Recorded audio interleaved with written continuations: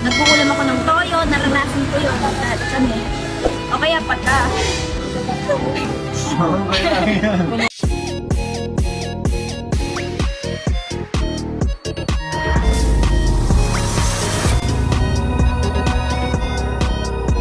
Hoy, ba't binibidyoan niyo yung bahay namin, ha? Uy, hinahanap ka lang namin dito. Grabe ka naman. Pagka binibidyohan, akala mo agad may masamang intensyon. Oo, ganun yung mga ginagawa-gawa ng mga ano kayo, influencer kayo eh. Uy, grabe ko. Hindi naman yan. Bumisita lang kami talaga dito sa'yo. Bisita ako manlalait. Uy, grabe ka siya.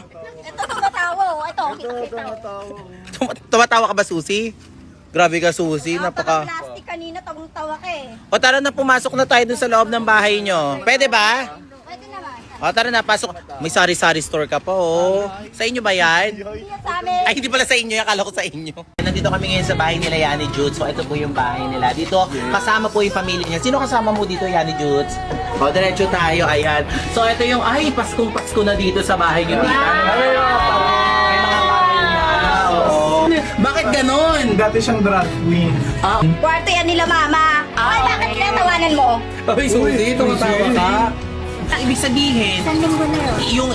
ibig sabihin, yung 1,000, yun lang po yung kita nyo sa isang linggo. Hindi lang. Kaya ayun, yung sinasabi ko sa inyong ano, nagkukulam ako ng toyo, naranasan ko yun. Dahil kami. O kaya pata.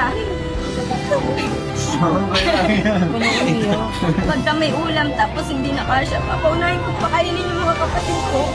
Titisin ko yung utang ko. Ganon din si mama. Pagka ano, kahit nagugutom siya, nakikita ko sa kanya na titiisin niya para makakain yung mga kapatid ko. Ganon.